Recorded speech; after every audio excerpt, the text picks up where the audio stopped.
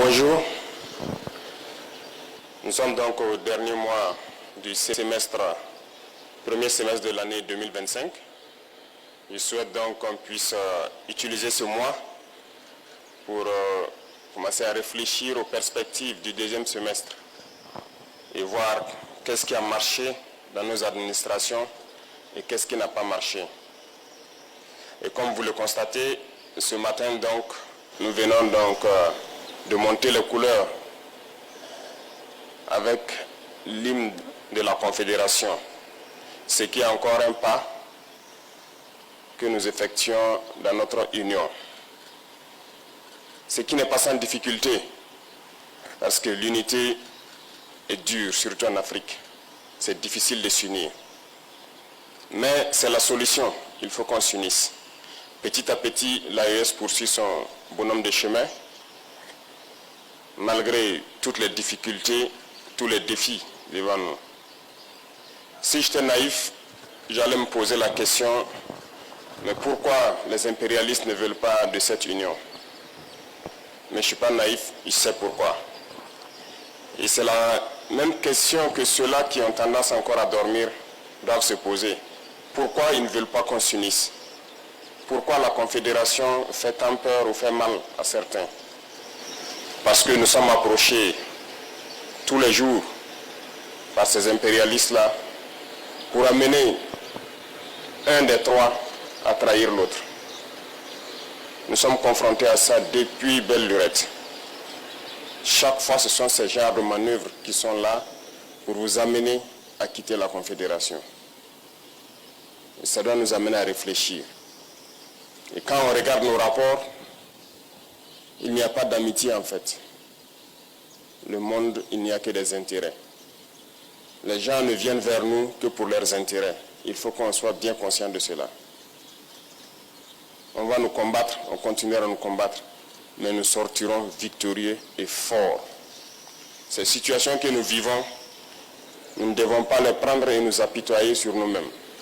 Au contraire, ça doit nous renforcer. On doit sortir très fort de cette guerre, comprendre le pourquoi on nous a tant assaillis, se forger et faire en sorte que dans le siècle à venir, nous ne connaissons pas ce genre de situation.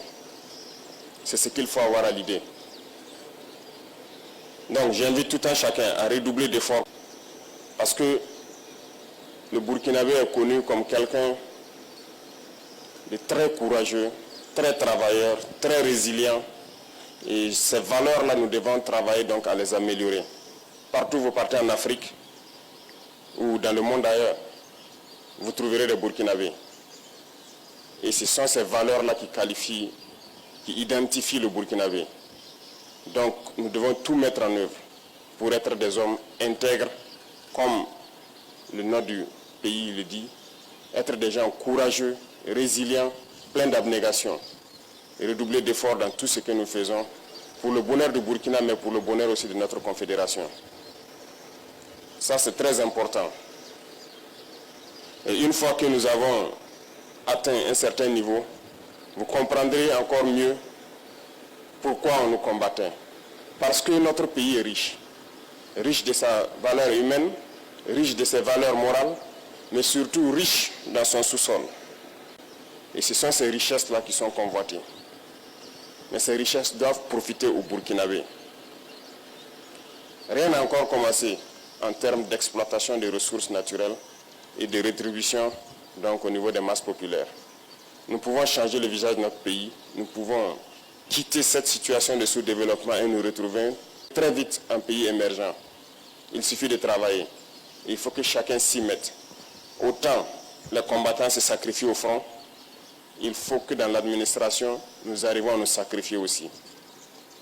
Il faut que nous puissions faire en sorte de travailler au-delà de ce que nous avons l'habitude de faire, de pousser nos capacités plus loin, parce que, comme je le disais, il faut qu'on aille très vite. Et c'est en allant vite qu'on peut surprendre ceux-là qui cherchent à nous diviser, ceux-là qui cherchent à nous maintenir dans notre situation de pauvreté. Le Burkina n'est pas pauvre. Je vous le dis, je vous le répète, on est très riche. Et c'est ça notre problème majeur.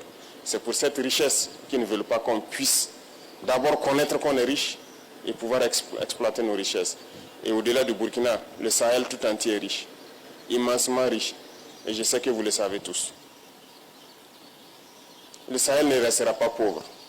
Nous continuerons notre bonhomme de chemin, continuer à construire l'AES, à être fort, résilient, faire de l'AES un espace de sécurité totale, pouvoir exploiter convenablement les ressources et que ça puisse profiter donc à nos masses populaires. Sur ce, je vous invite donc à passer ce message à tous vos proches. Il faut se sacrifier ici à l'arrière dans les bureaux pour pouvoir soutenir ceux qui sont au front. Donc je vous souhaite très bonne semaine, très bon mois de juin et très bonne fin du premier semestre. Et rendez-vous donc dans peu de temps pour affronter le deuxième semestre avec plus d'énergie, plus d'abnégation, plus de courage. La patrie ou la mort, nous vaincrons.